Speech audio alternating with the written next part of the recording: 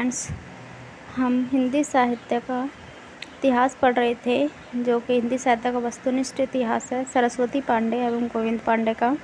इसके 4 पार्ट हम पहले लेकर आ चुके हैं। अब ये हम 5वां पार्ट पढ़ेंगे, जिसमें शब्द भंडार में तत्सम, तद्भव, देशज, विदेशी शब्दों का हम अध्ययन करेंगे। अगर चैनल पर पहली बार आए तो चैनल को लाइक, शेयर और सब्सक्राइब ज़रूर करें। सब्सक्राइब करके बेल आइकन प्रेस ज़रूर करें, ताकि आने वाले सभी वीडियोज़ आपके पास सबसे पहले पहुंच जाएं। और जो पहले की वीडियोज़ हैं वो आपको चैनल पर मिल जाएगी, उनकी प्लेलिस्ट बनी हुई है, वो आप देख सकते हैं। तो हम आज का चैप्टर शुरू करते हैं। शब्द भंडार हम पढ़ना शुरू करते हैं। तो पढ़ते हैं शब्द भंडार, जिसमें कि उत्पत्ति या विकास की दृष्टि से शब्दों के 4 भेद हैं। पहला है तत्सम। इसकी परिभाषा देख लेते हैं। वे संस्कृत शब्द जो अपने असली स्वरूप में हिंदी भाषा में प्रचलित हैं। ठीक है। तद्भव शब्द वे शब्द हैं जो या तो सीधे प्राकृत से हिंदी भाषा में आ गए हैं या प्राकृत के द्वारा संस्कृत से निकले हैं। देशज शब्द वे शब्द हैं जिनकी व्युत्पत्ति का पता नहीं चलता, उन्हें देशज शब्द कहते हैं। विदेशी शब्द विदेशी भाषा से हिंदी में आए शब्दों को विदेशी या आगत शब्द कहते हैं। ठीक है। इनकी परिभाषा हमने देख ली और शब्द देख लिए। ये 4 प्रकार के हैं। अब हम देखते हैं तत्सम शब्द कौन कौन से हैं और उनके तद्भव शब्द कौन से हैं। तो अंगरक्षक को तद्भव में कहेंगे अंगरखा। अग्निष्ठिका को कहेंगे अंगीठी। अंगुष्ठ को कहेंगे अंगूठा। अंगुष्ठका को कहेंगे अंगूठी। भाई आप देखते रहना तद्भव कौन से, तत्सम कौन से, क्योंकि ये यूजीसी नेट में भी पूछ लिए जाते हैं और अन्य कॉम्पिटिटिव एग्जाम्स हैं उन सभी में पूछ लिए जाते हैं कि कौन सा सब तद्भव है, कौन सा तत्सम है और तत्सम का तद्भव क्या बनेगा, ये पूछ लिया जाता है। तो ये आप देख सकते हैं। अंगोछा आप देख सकते हैं। अंगपोछा, पोछा लिखा है इसमें। अंधकार का अंधेरा। अछोट का अखरोट। अक्षवाट का अखाड़ा। अग्रहायन का अगहन। अट्टालिका का अटारी। अत्यद्भुत का अचंभा। आश्चर्य का अचरज। अष्टाविंशति का 28। अष्टादश का 18। अर्धतृतीया का 2.5। अर्धपूरक का अधूरा। अन्नाध्या का अनाज। अनुत्य का अनूठा। आत्मन का अपना। आप दहस्त का आपा। हज आम्रचूर्ण का आमचूर और अलवर्ण का अलोना। आमलिका इमली। एतस्य इस ईंधन का ईंधन। अंगुली का उंगली। उद्गत का उगना। उद्गलन का उगलना। उद्घाटन का उघाड़ना। उज्ज्वल का उजाला। उत्तिष्ठ का उठना। उत्पद्यते का उपजना और अद्यतन का उपटन। और शब्द देख लेते हैं तत्सम तद्भव। अखेट का अहेर। आक्षी का आँख। अर्ची का आँच। आत्र का आंत्र। आमा का आव। अमालक का आंवला। अश्रु आंसू। अग्नि आग। अग्रे आगे। अध्य आज। अष्ट 8। आढ़्यत्व आड़त। अर्ध आधा। आत्मा आप। आम्र आम।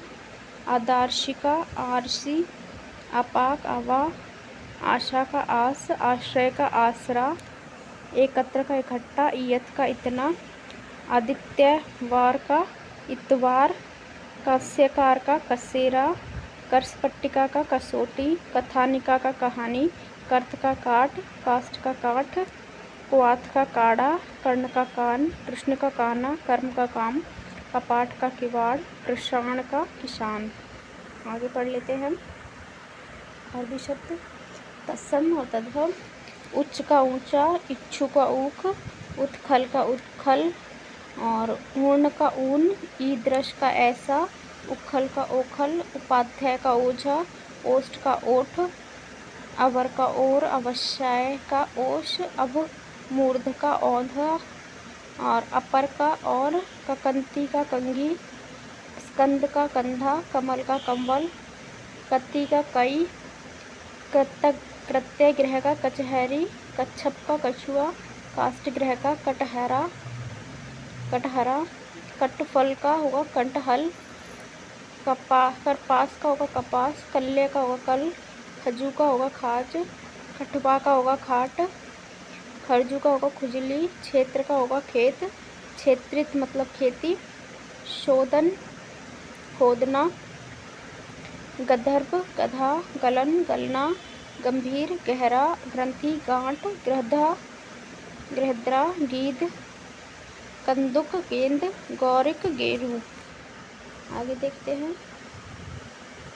कीटक कीड़ा, कुंचिका कुंजी, कूप कुआं, कश्चित कुछ, कुष्मांड कुम्हाड़, कुंभकार कुम्हार, कुर्चिका कूची, कूट कूड़ा, करकट ककड़ा, केवट कुक्षी कोख, कोष्ठक कोठा, कोष्टा गारिक कोठारी, कुष्ठकोण क्रोश कोश, कदर्पिका कोड़ी, काक कौवा, कवल कोर, केदारक क्यार, खजूर खजूर, स्कंब खंबा, खाती खाई, चतुष्काष्ट चौखट, चमरी चौरी, सकट हरकंडा, छत्रक छाता, शकल छिलका, छुरिका छुरी, छिद्र छेद, छेदकी छेदनी, शोड़न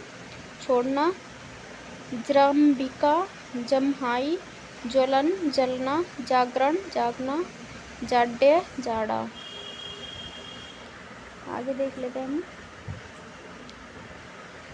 गोधूम का होगा गेहूं, क्रोध का होगा गोंद, घट का गड़ा, घृणा का घिन, कृष्ण का घिसना, घृत का घी, गुठन का घूंघट, गोटक का घोड़ा, चारपाण का चबाना, चर्मकार का चमार, चंद्र का चांद, चछेते का चाहे, चिक्कण का चिकना, चटिका का चिड़िया, चित्रक का चीता, चिनौती का चुन्ना, चूर्ण का चूना, चुंबन का चूमना, चंचू का चोंच, चोरिका का चोरी, तृणा का तिनका, तृण का तिनका, तिरश्च का तिरछा, त्रिभगिका का तिहाई, तीक्ष्ण का तीखा, तैल का तेल, तिथिवार का त्योहार, स्तन का थन, स्तंभन का थामना, स्तोक का थोड़ा, दक्षरा का दाग, दधी का दही, दृष्टा का दाढ़, दद्रु का दाद, द्विश्रत का दूसरा, द्विवर का देवर।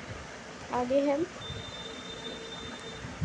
तत्सम का यति, यति मतलब जाना, इसके ज्ञान का जानना, जीहा का जीभ, धूत का जुआ, यव का जो, जीर्ण का जीना, जुष्ट का झूठा, टकसाल का टकसाल, टंकशाला का टकसाल, त्रुट्यते के टूटना, स्तंभ का गड्ढा, दस का डंक, दंड का डांड, अर्ध तृतीया ढाई, घृष्ट का ठीठा, स्थिल का ढीला, अर्धपंच का धोचा, तंबुलिका का तमोली, ताम्र का तांबा, तर्कन का ताकना, ताड़ंग का तालाब, पक्व का पक्का, पतन का पड़ना, प्रतिपदा का पड़ीवा, प्रतिवेश्चामिक पड़ोसी, प्रस्तर का पत्थर, पांड्यशाली का पंसारी, परीक्षा परख, परश्व परसों, पर्यक पलंग, पल्लव पल्ला, प्रश्विन्न पसीना, प्रत्यय विज्ञान पहचान, परिधान पहचानना, प्राथिल पहला, प्रभुत्या पहुँचा। आगे देखते हैं। धनिया का हो जाएगा हमारा प्रापण, धनिका का हो जाएगा धनिया, धूम का हो जाएगा धुआं, नग्न का नंगा, नाना दृपति का नंदोही, नवती का 90, अन्य परस्व नरसो, अन्य परस्व का हो जाएगा नरसो, नख हरण नहना, लंघन नागना, नापित नाई, नर्क नाक, नृत्य नाच, नप्त्रक नाती, नस्ता नाथ, नारियल, निर्गलन निगलना, निम्ब नीम, ज्ञातिगृह नहर, ज्ञातिगृह क्या नहर, पक्ष का पंख, भगिनी का बहन, बधिर का बहिर, वक्र का बांका, बंध्या का बांझ, बांझ के बाद वंश का बांस, बलगा का बाग, व्याघ्र का बाग, बाध्य का बाजा, वाटिका का बाड़ी, वर्तनी बातें, वर्तानी बातें, वारिद बादल, विकार बिगाड़ा, बिगड़ा जो होगा, वृश्चिका का बिच्छू, विद्युत का बिजली, विज्ञापति बिनती, और ये पितृ स्वासा बुआ, और आगे ये लिखा हुआ है कुछ, वो समझ नहीं आ रहा है, कटा हुआ है, उसका हो गया बीच। आगे हम देख लेते हैं। प्रापण का पाना, पक्ष का पूछना, पूछ का पूछ, पुष्कर का पोखरा, पौत्र का पोता, पादोन का पोना, पासा का प्यास, स्फटिक का फटकरी, पदरी का पैर, परशु का फरुआ, पाशिका का फांसी, स्फूर्ति का फूर्ति, स्फोट का फोड़ा, वत्स का बच्चा या बछड़ा, पृथक का बड़ा, वर्धन का बढ़ना, वणिक का बनिया, वासगृह बसेरा, बाष्प का भाप, भात्रजाया का भावज, भिक्षाकारी का भिखारी, अपी का भी, अभ्यंतर भीतर, विभुक्षा भूख, बुश का भूसा, भमर का भोरा, मार्जन का मांझना, मंडप का मंडुआ, मक्षिका का मक्खी, मत्सर का मच्छर, मत्स्य का मछली, मंजिष्ठा का मजिष्ठ, मृत्तिका का मिट्टी, मंत्रकारी का मदारी, और शमशान का मसान। ये सब शब्द आप देख सकते हैं क्योंकि ये सब पूछे ही जाते हैं एग्ज़ाम्स में, तो आप देख लें, इसलिए मैं सारे शब्द पढ़ के आपको दिखा रही हूँ। वृद्ध का बुढ़ा, बिंदु का बूंद, बुध्यते के बूझना, वृत्तिका का बूटी, बलिभद्र का बैल, पपन का बोना, वामन का बोना, भंडागार का भंडार, भ्रष्टिका का भट्टी, भार्तव्य का भतीजा, विभूति का भभूत, परवश्यकता का भरोसा, भद्रक का भला, भागिनेया भांजा, भगने भांजा, भाटक का भाड़ा, भाद्रपद भादव, मिष्ठी मिठाई, मुकुट मोर, ऐश यह, रक्तिका रति, रश्मि रस्सी, अर्घट राहट, छार राख, रात्रि रात, रागी रानी, राशि रास, ईर्ष्या रीस, अरिष्ट रीठा, रिक्त रीता, वृक्ष रुख, रुक्ष रूठा, रजनी रैन, रोमन रोम रोआ, लिंगपट लंगोट, और लंगूर लकड़ी। आगे देख लेते हैं हम इसको। महाग्र का होगा महंगा, महापात्र का महावत, मधुक का महुआ, माता का माम, मात्र का माई, मार्ग का मांग, मृक्षण का मांगना, मस्तक का माथा, मिष्ट का मीठा, मुख का मुंह, मृत का मुआ, मुद्दक का मूंग, शमश्रु का मूछ, मुष्टि का मूठ, और मोक्तिक का मोती, मयूर का मोर, सर्प का सांप, सच्चक का सांचा, श्यामल का सावला, श्वास का सांस, शाख का शाख, षष्ठी का साठ, साटी का साड़ी, सार्ध का साड़े, सप्त का सात, सार्थ का साथ, स्याल का साला, श्रवण का सावन, श्वास का सांस, साल्यकी साही, साधु का साहू, श्रृंगार का श्रृंगार, श्रृंखला का सिकड़ी, श्रृंगाल का सियार। आगे है अहमक का कब्र। एक मिनट,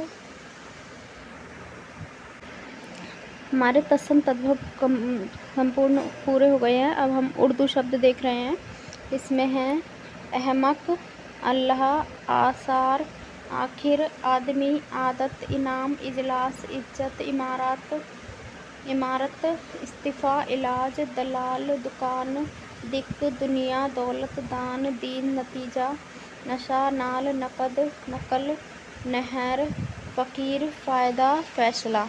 आगे हैं कब्र, कसर, कमाल, कर्ज, किस्त, किस्मत, किस्सा, किला, कसम, कीमत, कसरत, कुर्सी, बाज, बहस, बाकी, मुहावरा, मदद, मुद्दई, मर्जी, माल, मिसाल, मजबूर, मुंसिफ, मालूम, मामूली, मुकदमा, मुल्क, मल्लाह।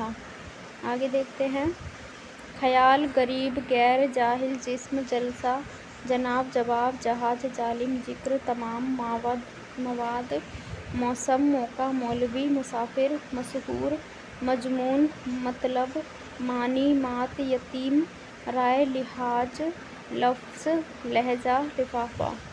आगे है तरक्की, तजुर्बा, दाखिल, दिमाग, दवा, दवा, दावत, दफ्तर, दागा, धुआं, दफ़ा, जलेबी, लायक, बारिश, वहम, वकील, शराब, हिम्मत, हैजा, हिसाब, हरामी, हुक्म, हाजिर, हाल, हकीम, हमला, हवालात, हौसला। अब हम देख लेते हैं पुर्तगाली शब्द। तो पुर्तगाली में कौन कौन से हैं? अलकतरा, अनानास, आलपिन, अलमारी, काजू, किरानी, क्रस्तान, गमला, परात, पपीता, पादरी, पाव, पाव मतलब रोटी, मस्तूल, मेज़, लबादा, साया। आगे हम देखते हैं आया, इस्पात, स्त्री, कमीज, कनस्तर, कमरा, गिरजा, गोभी, चाबी, तंबाकू, तौलिया, नीलम, पिस्तौल, फरमा, फीता, बम्बा, बाल्टी, बुताम और सागू। इसके बाद हम चीनी शब्द देख लेते हैं। यह है चाय और लीची। जापानी शब्द है इम्पान और रिक्शा। फ्रेंच है अंग्रेज, कारतूस, कूपन, फ्रांसीसी और रिपोर्टस फ्रेंच शब्द हैं। कि रूसी शब्द है वोदका, रुबल, स्पुतनिका आदि। तुर्की शब्द देख लेते हैं।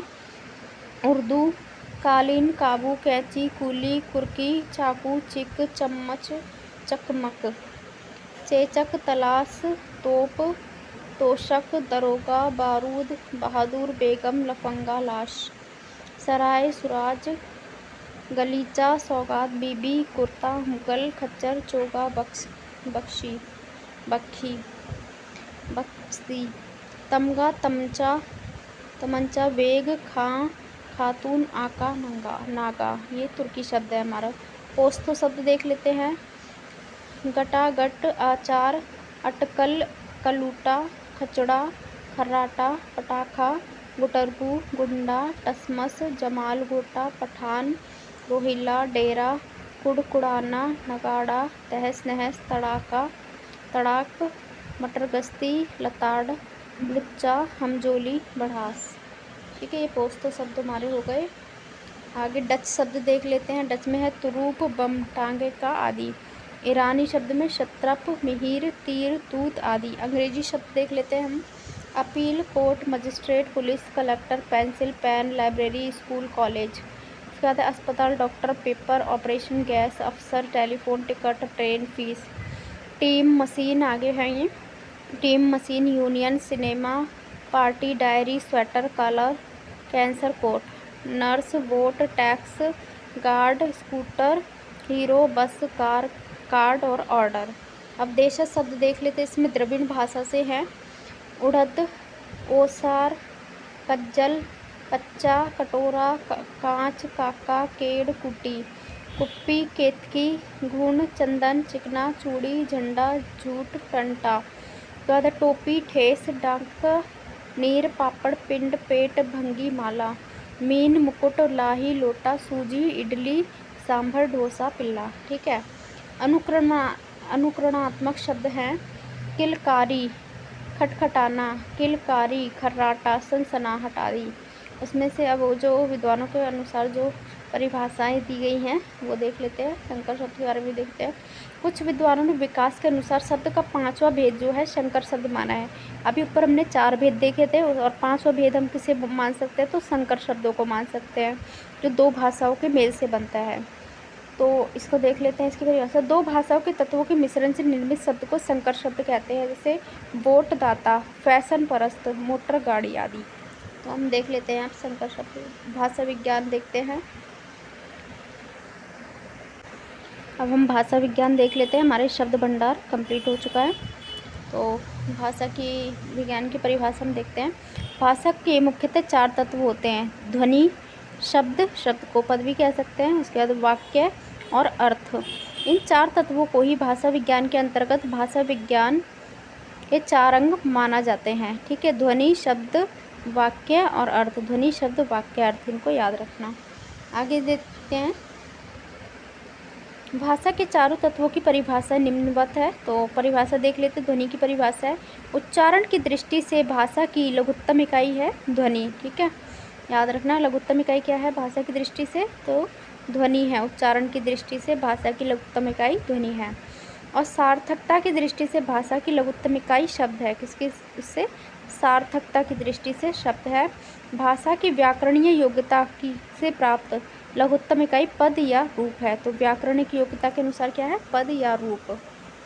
और चौथा है वाक्य। तो भाषा की पूर्ण सार्थक इकाई को वाक्य कहते हैं। इसको पूर्ण सार्थक इकाई को वाक्य कहते हैं।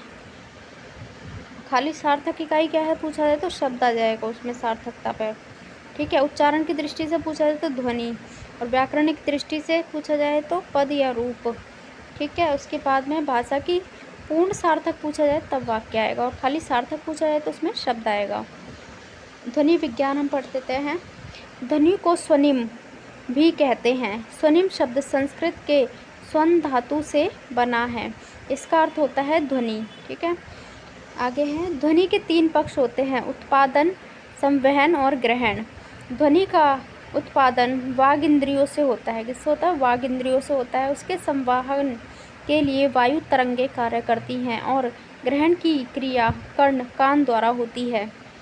आगे है ध्वनि गुण 4। ध्वनि के कितने गुण हैं? 4 गुण माने गए हैं इसमें। मात्रा, स्वर, आघात और वृत्ति। क्या क्या? मात्रा, स्वर, आघात और वृत्ति। ध्वनि गुण में ध्वनि गुण हुआ ध्वनि लक्षण, रागीय तत्व, अखंड ध्वनि, रागिम आदि भी कहते हैं इसको। ठीक है, ध्वनि गुण को। आगे पढ़ते हैं। मान स्वर की कल्पना अमेरिका के प्रोफेसर डैनियल ने सन 1953 ईस्वी में की थी। इसे कॉर्डिनल वोवल्स भी कहते हैं। ठीक है, आगे है मान स्वरों की संख्या कितनी है? 8 है, जो किसी भाषा विशेष से संबंध ना होकर एवं काल्पनिक स्वर हैं। किसी भाषा विशेष से संबंध नहीं होकर ये क्या है? काल्पनिक स्वर हैं। इसके बाद है जीभ की स्थिति, होठ की आकृति एवं मुख विवर के आधार पर मान स्वरों का वर्गीकरण निम्न ढंग से किया गया है। तो मान स्वर इसमें ई, जैसे आई से इंगित किया जाता है और ए को ई से।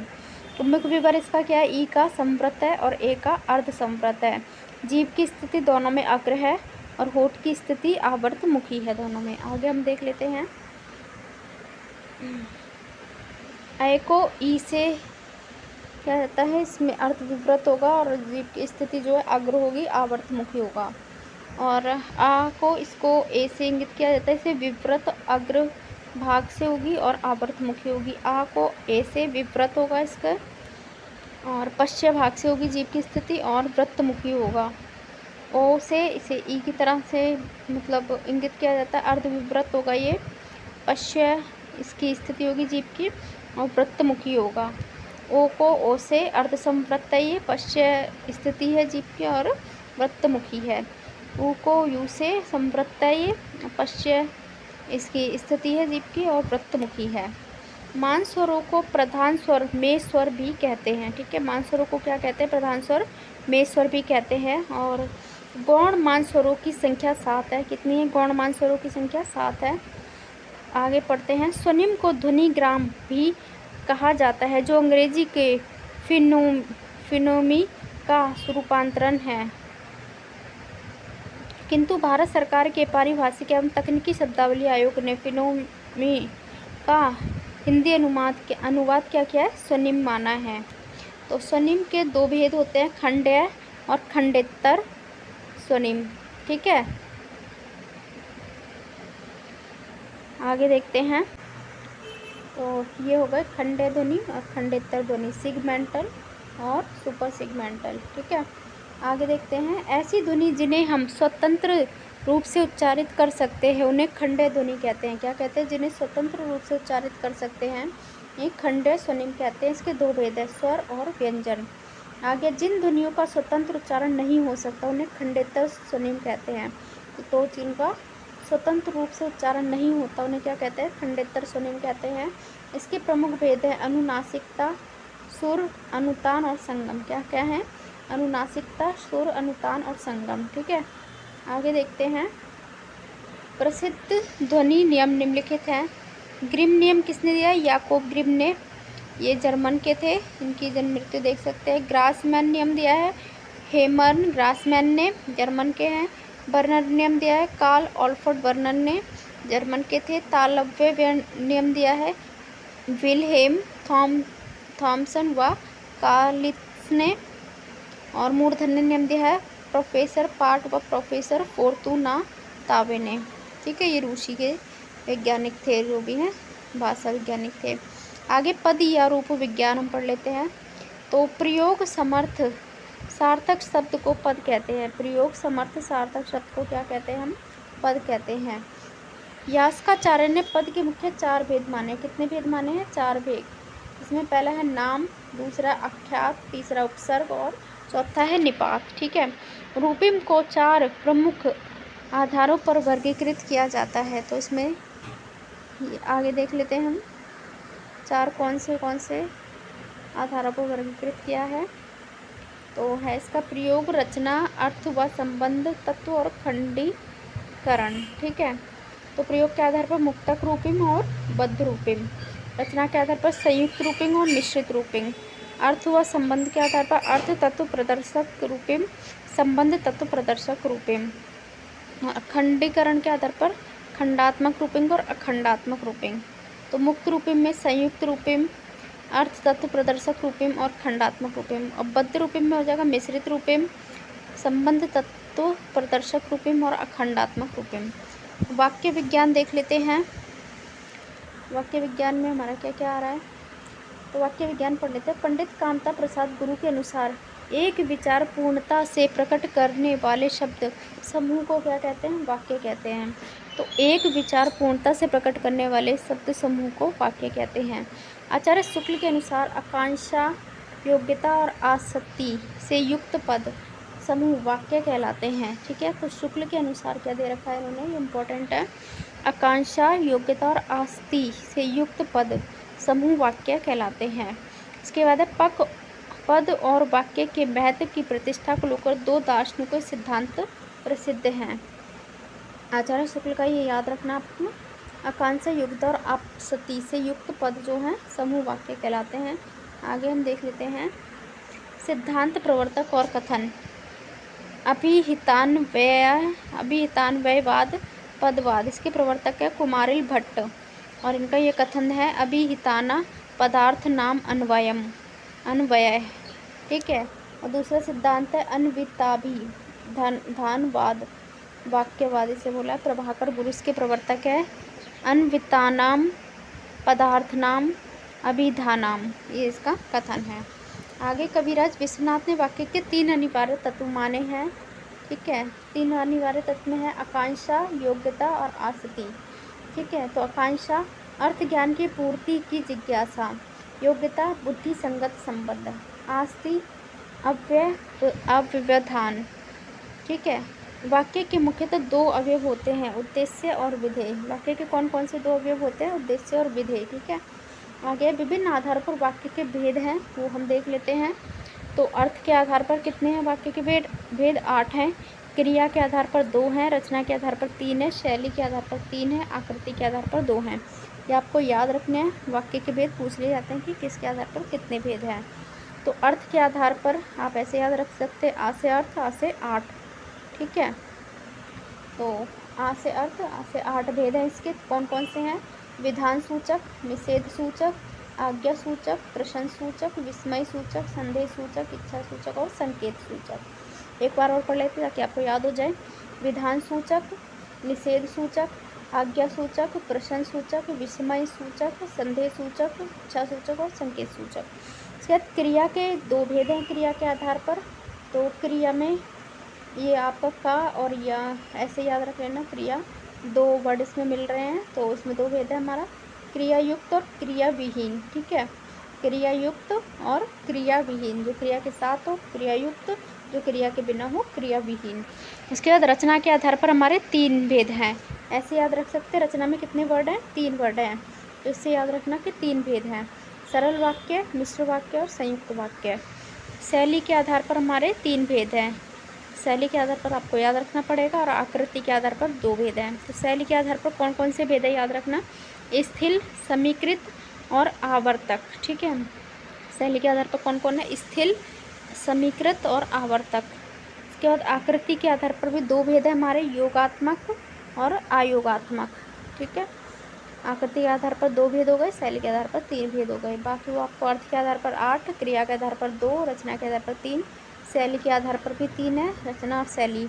ऐसे आप याद कर सकते हैं, रचना शैली तो एक साथ बोल सकते हैं, तो इनसे आपको याद रहेगा रचना के 3 है तो शैली के भी 3 है, और आकृति के आप 2, योगात्मक और अयोगात्मक शैली। आगे हम देख लेते हैं, अर्थ विज्ञान पढ़ लेते हैं।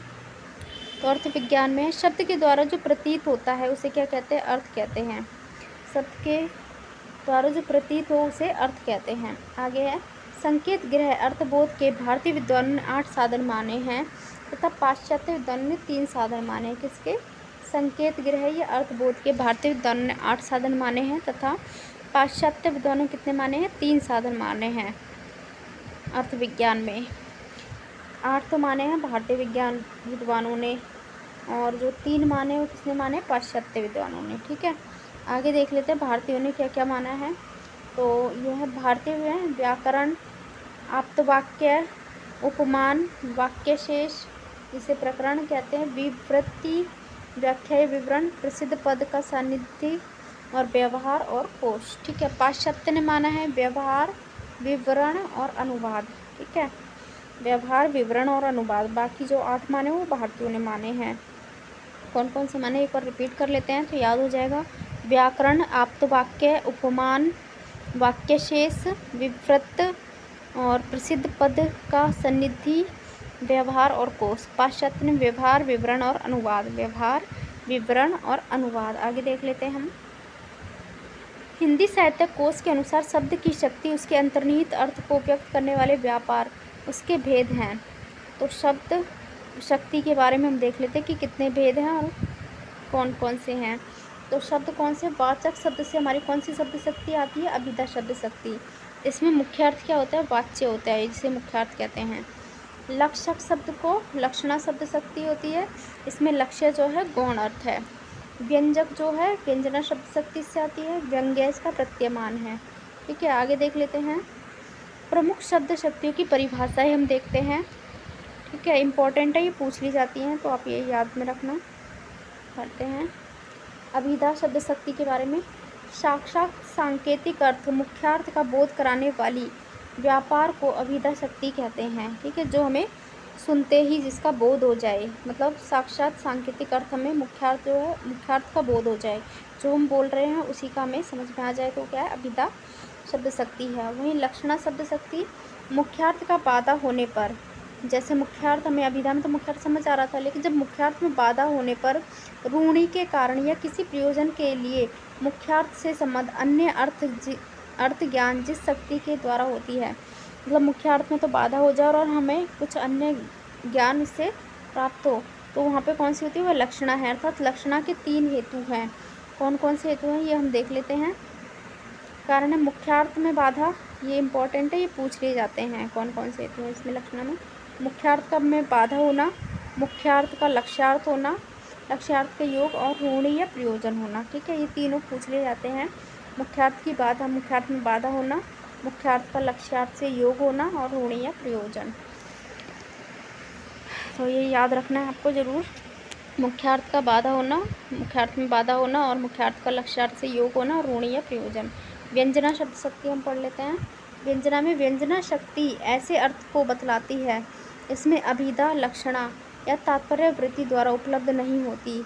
इसमें मतलब होता है, इसमें तीसरा ही अर्थ निकलता है, जैसे बहुब्रीहि समास में होता है ना, उसी तरीके से व्यंजना शब्द शक्ति हमारी होती है कि इसमें इन दोनों का ही काम नहीं होता, ना अभिधा का ना लक्षणा का। इसमें व्यंग्य तीसरा ही कोई अर्थ निकलता है, उसे व्यंजना शब्द शक्ति कहते हैं। इसमें व्यंजना व्यापार को ध्वनन, गमन, प्रत्यागमन आदि कहते हैं। ठीक है, आगे पढ़ लेते हैं हम।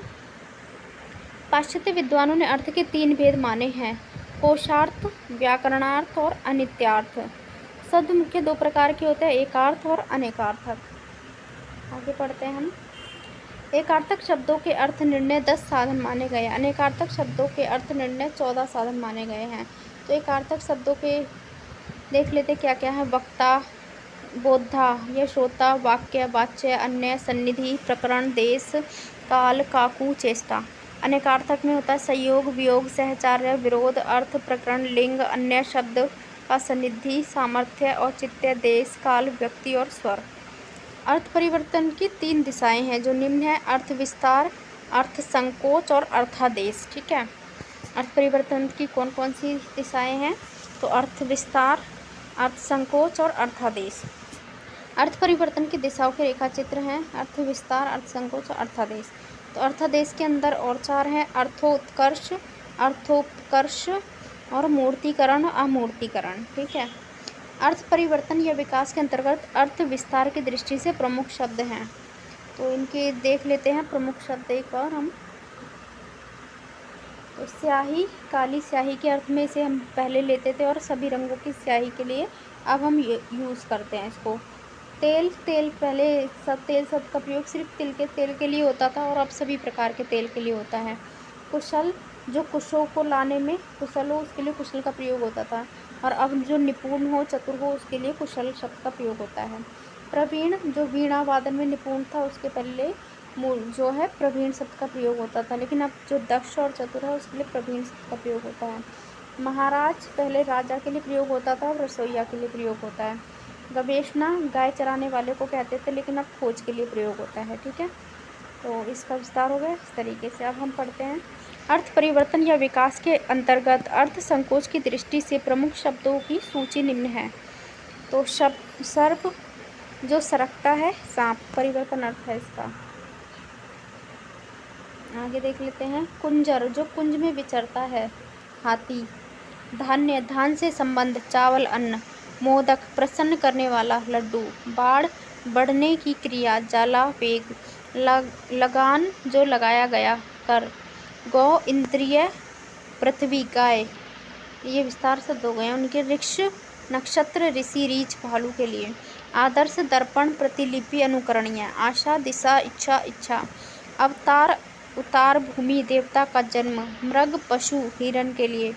मुर्गा, पक्षी, कुक्कुट के लिए। मदक, नशीला, अफीम। खाजा, खाद्य पदार्थ, एक मिठाई।